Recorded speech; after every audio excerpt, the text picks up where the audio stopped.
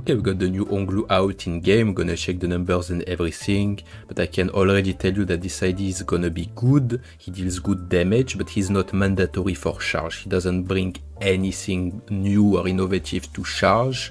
So if you don't get him, you're not missing out on anything crazy. It's just a good ID with good numbers, but that's all. Okay, so for the skill 1, we're gonna roll up to 15. Gonna deal more damage for every charge, as expected from a charge ID, and on use gonna gain 2 charge count. On hit, we're gonna gain charge plus 1 charge count to a maximum of 4, which means at the best case scenario, we're gonna gain 6 charge count from this skill. And the last one will inflict 1 sinking. So this guy actually has a lot of sinking application. And with his passive, for every charge he has, he's gonna inflict more sinking potency. So he can actually be doing a lot of potency for sinking. We have to see how it goes in play, but it seems like can ramp up the potency of sinking a lot.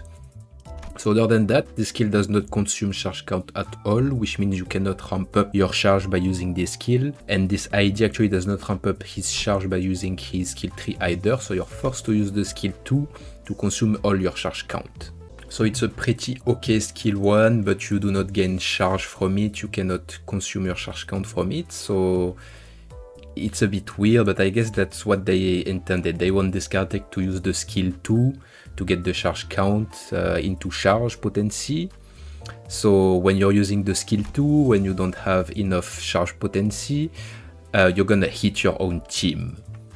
So that's the gimmick of this character, I guess, and because the requirement to not hit your own team is to be at 5 plus charge, you have to consume 50 charge count total to reach this amount. So you're gonna have to use a lot of skill 2 before you get to this conditional. So until we ramped up the charge on Honglu, we're gonna fall into this conditional here, which is in between 5 and 9 charge count. He's gonna gain 10 sinking and he's gonna increase his charge count to 10. And we need 10 charge count because 10 charge count will give us the extra coin power. So if you use this skill without having the between 5 and 9 charge count, so this means using 2 skill 1 or a skill 1 and a guard or 2 guard, then you do not gain any coin power at all because you're below the 5, and then you're gonna roll super low with this, like 14 or something, while with this conditional you're gonna roll up to 22, which is good number, but if you do the 14 it's really bad skill, so be aware of what you're doing when you're using this skill.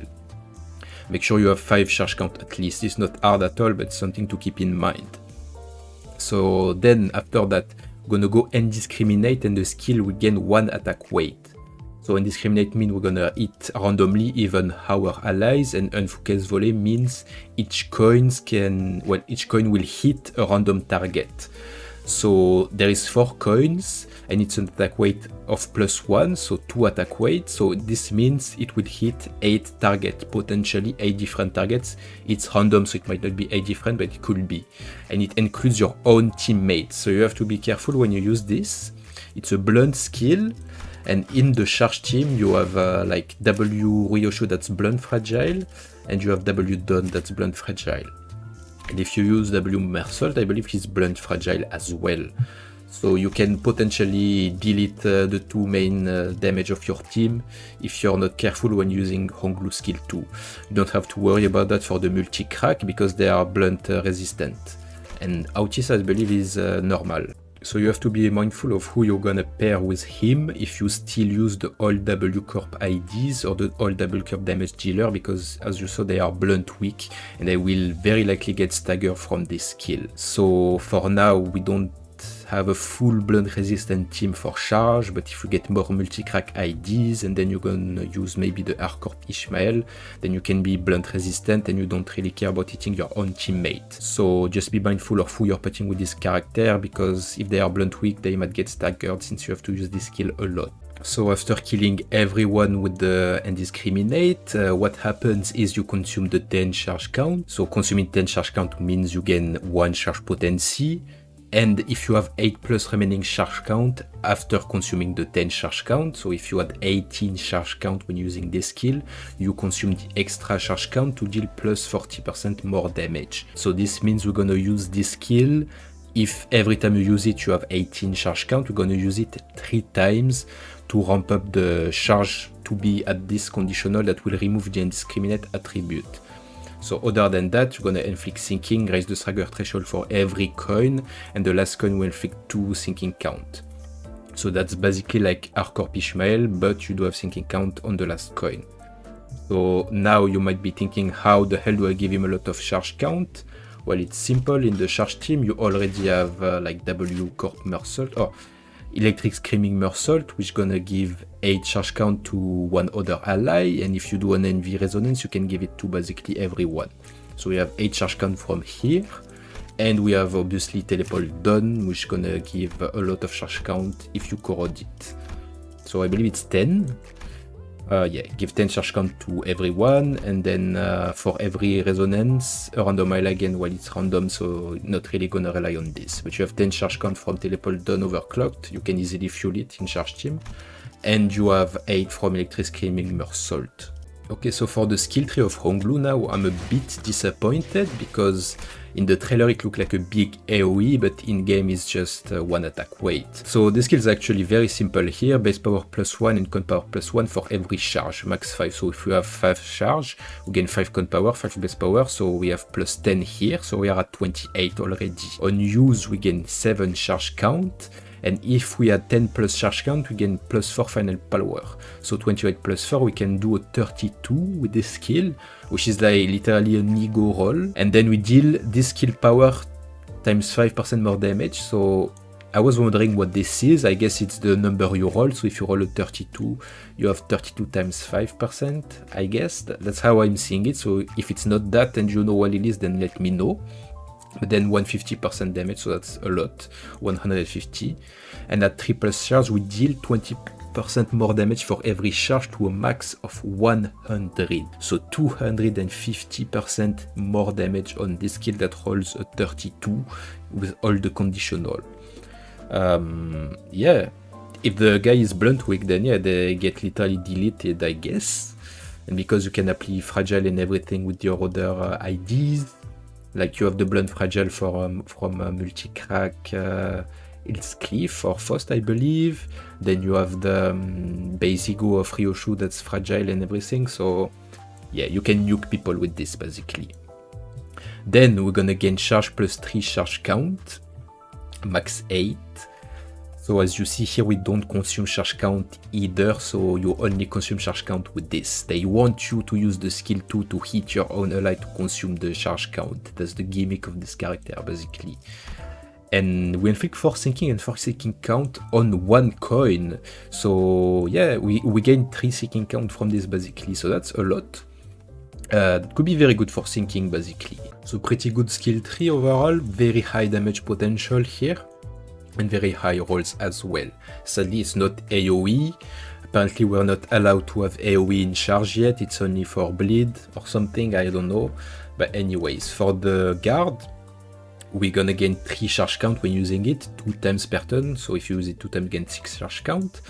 And we're gonna gain 4 coin power at 10 plus charge count. So unlike the multi-crack here, we have a coin power conditional, I guess. So you can have 20 up to 20 shield here.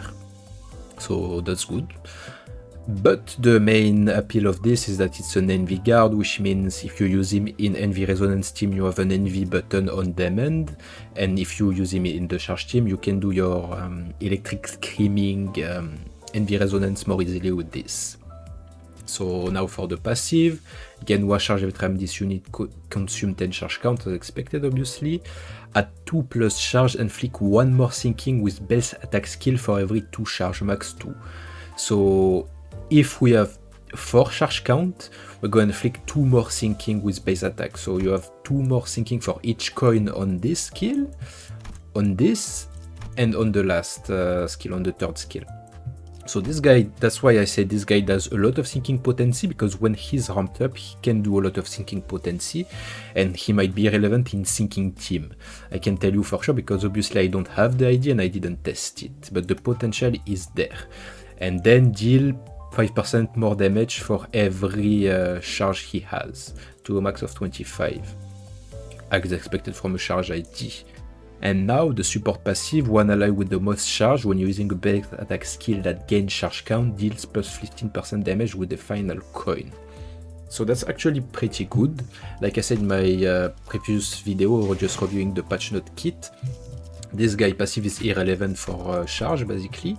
And now we have a damage one that only applies to IDs with charge. So like the old W Corp, they have charge count, they don't have charge, but Autis has charge, so potentially you gain 15% damage on the last coin here. But the most important ID for this passive is gonna be the multi-crack Faust here, because you see the last coin deal plus 8% damage for every charge, so there is a lot of damage conditional on this last coin, and on top of that you have a 15% damage from the Honglu passive. So very good for the multi-crack ID. So like I said in the intro, this ID is good. It's a modern charge ID with modern numbers and good damage potential, but if you're using in the charge team, you have to be aware, like I said, that you will be hitting your own teammates every time you use the skill 2 to consume the charge count. And it's something that you need to do because that's his only base skill that consumes charge count. There is no way around it. So if you were to use the W Corp IDs, the 3 W Corp IDs here, Don, Ryoshu and Meursault, they are all blunt fatal as I said earlier. So you can potentially stagger them or kill them while using Honglu skill 2.